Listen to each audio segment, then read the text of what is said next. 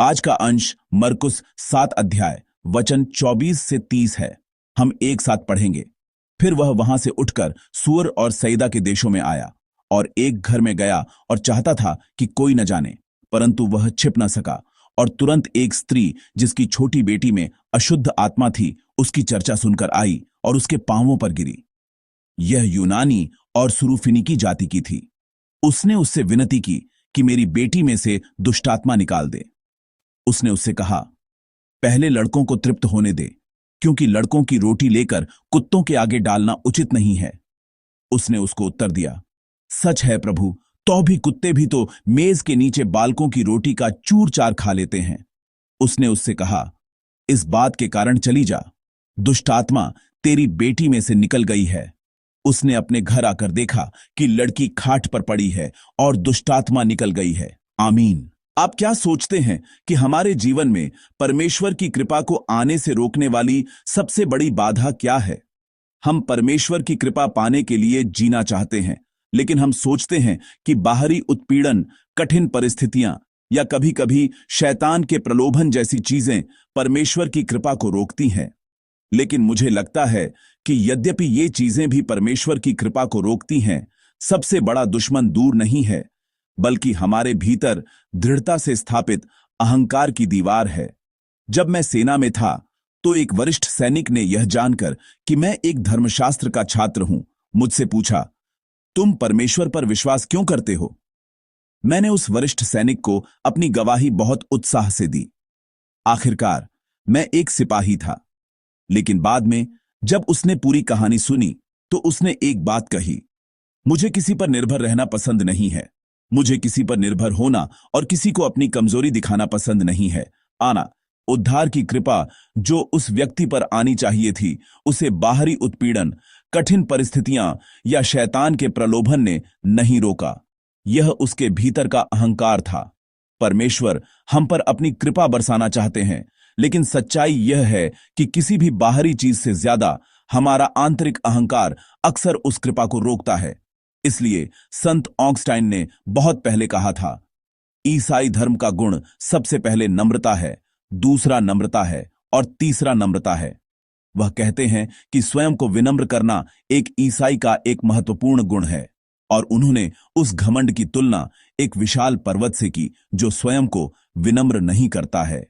उन्होंने चेतावनी दी कि यह पर्वत बाहर से तो राजसी दिखता है, लेकिन वास्तव में यह नींव के बिना एक खोखला खोल है और परमेश्वर की कृपा को धारण नहीं कर सकता।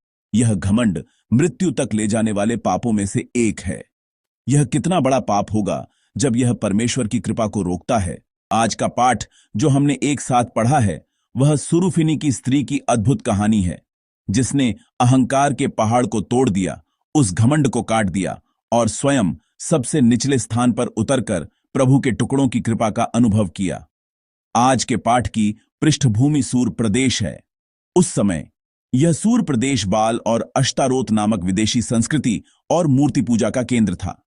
बाल और अश्तारोत की समस्या केवल यह नहीं थी कि वे मूर्तियां थीं, बल्कि यह भी थी कि वे बाहर से काफी भव्य संस्कृति का अनुसरण करती थीं। यहीं पर यीशु की मुलाकात एक स्त्री से हुई। बाइबल उसे एक यूनानी और सुरूफिनिकी जाति की स्त्री के रूप में प्रस्तुत करती है। इसका मतलब न केवल यह है कि वह एक अन्य जाति थी, बल्कि यह भी है कि वह एक बुद्धिजीवी थी जिसने यूनानी शिक्षा प्राप्त की थी, जो उस समय की मुख्य धारा की संस्कृति थी। इसके अलावा सुरूफिनिकी जाति की होना यह दर्शाता है कि उसने मूर्ति पूजा में डूबा हुआ जीवन जिया था और वह एक भव्य संस्कृति के बीच एक धनी वर्ग की महिला थी। लेकिन उसके पास एक बहुत ही गंभीर समस्या थी जिसे ज्ञान और धन से हल नहीं किया जा सकता था। वह उसकी अपनी बेटी की समस्या थी। उसकी बेटी जो दुष्टात्मा से ग्रस्त थी और एक आत्मिक शक्ति के दबाव में सामान्य जीवन नहीं जी सकती थी, इस स्त्री के लिए सबसे बड़ी समस्या थी। इसीलिए उस स्त्री ने यीशु के बारे में सुना और उसके पास जाकर उसके चरणों पर गिर पड़ी।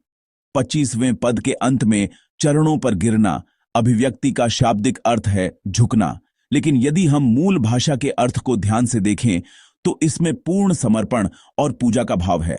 यह सच है, जब उसकी अपनी बेटी पीड़ित हो तो पैसे का क्या उपयोग है धन का क्या उपयोग है और सामाजिक स्थिति का क्या उपयोग है, इन सब बातों को एक तरफ रखकर यह स्त्री, यद्यपि वह एक अन्य जाति थी और यीशु भी उसके दृष्टिकोण से एक दूर का अजनबी था, उसके पास समर्पण के भाव से खुद को विनम्र कर रही है।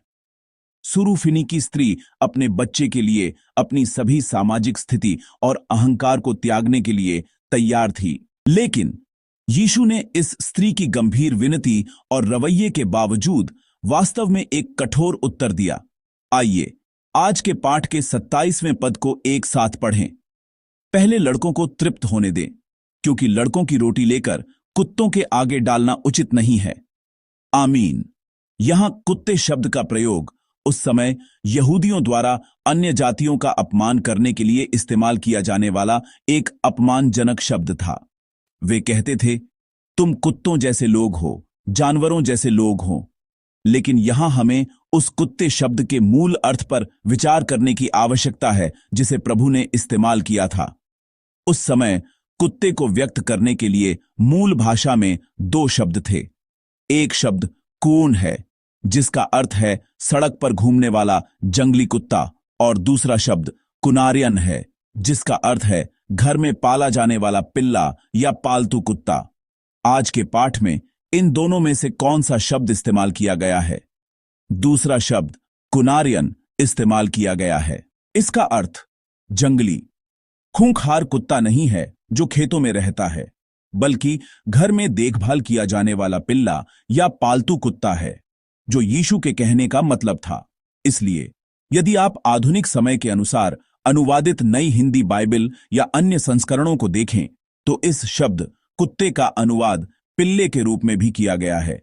बेशक किसी व्यक्ति को सिर्फ कुत्ता कहना, चाहे वह जंगली कुत्ता हो या पालतू कुत्ता, उस व्यक्ति का अपमान और तिरस्कार होगा, और यह व्यक्त करने में कि अन्य जातियों और परमेश्वर के उद्धार और चंगाई की शक्ति के बीच एक दूरी है।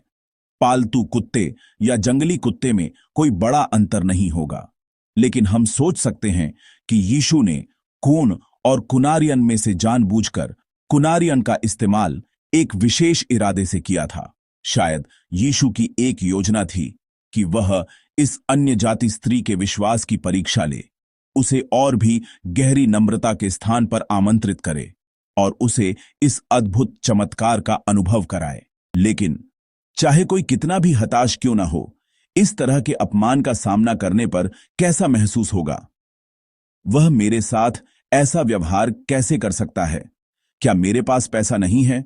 क्या मेरी कोई सामाजिक स्थिति नहीं है? क्या आप इस तरह गुस्सा नहीं होंगे? चाहे आप कितने भी हताश और निराश क्यों ना हो, क्या आप उस व्यक्ति से मदद मांगना चाहेंगे जो आपके मुंह पर आपको कुत्ता कहता है? यही भावना हमारे भीतर का अहंकार है। यह स्त्री यह सुनकर वहां से चली जा सकती थी। वह सोच सकती थी, मैं यहां व्यर्थ ही आई, चलो बस दुखी होकर घर लौट चले। लेकिन बाइबल ऐसा नहीं कहती। इन शब्दों को सुनने के बावजूद उसने अपने अहंकार को विनम्र किया और अपनी बेटी के प्रति अपने प्रेम और यीशु पर अपने विश्वास को और भी अधिक प्रकट किया। इसलिए यीशु के वचन सुनकर उसने उन वचनों को स्वीकार किया और इस प्रकार कहा।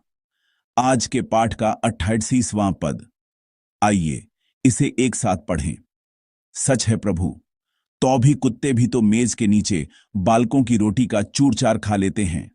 आमीन। यहां उसने जो टुकड़े मांगे वे मेज से गिरने वाले बहुत छोटे टुकड़े हैं, और उसने कहा कि वे बच्चों के खाए हुए टुकड़े थे।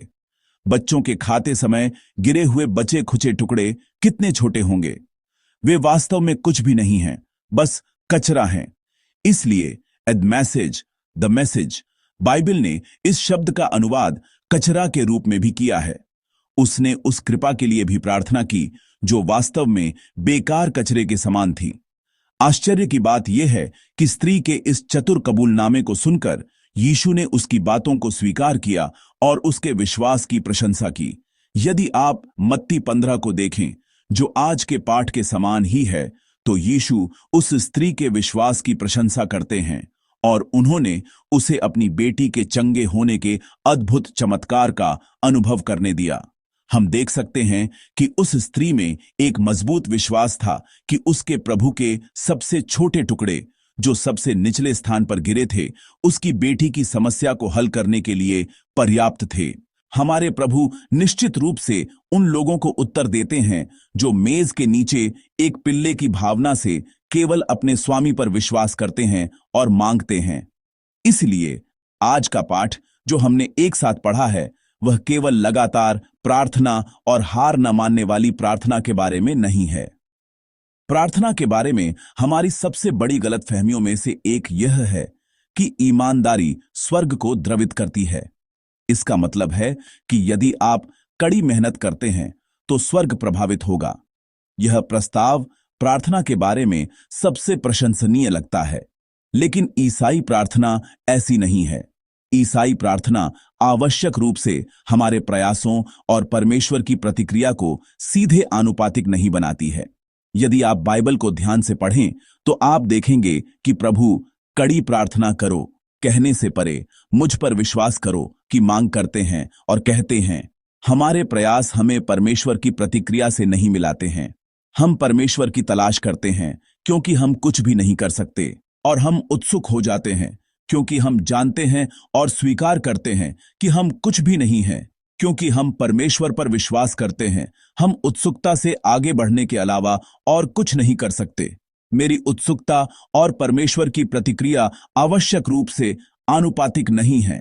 आज के पाठ में प्रभु ने जो देखा वह स्त्री की उत्सुकता नहीं थी, बल्कि स्त्री का स्वयं को विनम्र करने और खाली करने का रवैया था, और स्त्री का यह विश्वास था कि प्रभु की दया के बिना वह कुछ भी नहीं कर सकती। जब मनुष्य का पुत्र आएगा तो वह यह नहीं देखना चाहेगा कि तुमने कड़ी मेहनत की या नहीं, बल्कि वह विश्वास देखेगा। स्त्री ने अपने अहंकार को त्याग दिया और टुकड़ों के लिए प्रार्थना की, लेकिन प्रभु ने उसे उसकी बेटी के चंगे होने और उद्धार के आनंद की एक भरपूर मेज प्रदान की। यह एक महान कृपा थी जो उसने अपने विश्वास, उस रवैये के कारण विश्वास से प्राप्त की थी। मनोवैज्ञानिक ब्रेने ब्राउन ने कहा, किसी के साथ वास्तव में जुड़ने के लिए अपनी भेद्यता को प्रकट करने का साहस चाहिए। मुझे लगता है कि यह प्रभु के साथ हमारे रिश्ते में भी सच है। परमेश्वर के साथ गहराई से जुड़ने के लिए हमें अपने सभी अहंकार को त्यागना होगा, यह दिखाने के लिए कि हम प्रभु के बिना कुछ भी नहीं हैं। हमें शुद्ध साहस और विश्वास की आवश्यकता है। आज के पाठ की सूरूफिनी की स्त्री इसे बिल्कुल सटीक रूप से दिखाती है। हमारे प्रयास परमेश्वर को नहीं हिलाते, बल्कि परमेश्वर पर पूरी तरह से भरोसा करने वाला विश्वास हमें परमेश्वर की प्रतिक्रिया से मिलाता है। प्रियजनों, हम ऐसे प्राणी हैं जिन्हें परमेश्वर से भरपूर प्रेम मिलता है, क्योंकि हम पर्याप्त रूप से अपूर्ण मनुष्य हैं। इसलिए जब हम किसी भी प्रार्थना के अनुरोध के साथ परमेश्वर के पास जाते हैं तो हमें इस तरह प्रार्थना शुरू करनी चाहिए, प्रभु, मैं आपके सामने एक पापी हूं, मुझ पर दया करें। मैं विश्वास करता हूं कि जब हम इस तरह प्रभु के सामने खुद को विनम्र करते हैं और पूरी तरह से विश्वास के साथ ईमानदारी से झुकते हैं, तभी स्वर्ग के द्वार खुलेंगे। और मैं विश्वास करता हूं कि टुकड़ों की भरपूर कृपा जो दुनिया नहीं दे सकती, हमारे जीवन में बहुतायत से भर जाएगी। आइए हम अपने अहंकार को क्रूस पर चढ़ा दें। मैं ईमानदारी से आशा करता हूं कि स्वरूफिनी की स्त्री का विनम्र विश्वास, जो केवल प्रभु की दया की कामना करती थी, हम सभी का हो जाए। जब हम खुद को विनम्र करेंगे तो प्रभु हमें ऊंचा उठाएंगे, और मैं विश्वास करता हूं कि वह हमारे खाली दिलों को अपने असीम प्रेम से भर देंगे। इस भोर में मैं आशा करता हूं कि हम अपनी छोटाई और नीचता को स्वीकार करते हुए प्रार्थना में आगे बढ़ेंगे। मैं प्रभु के नाम पर आशीर्वाद देता हूं कि यह विनम्र प्रार्थना का समय हो, जिसमें हम विश्वास के साथ टुकड़ों की कृपा के लिए उत्सुकता से प्रार्थना करें।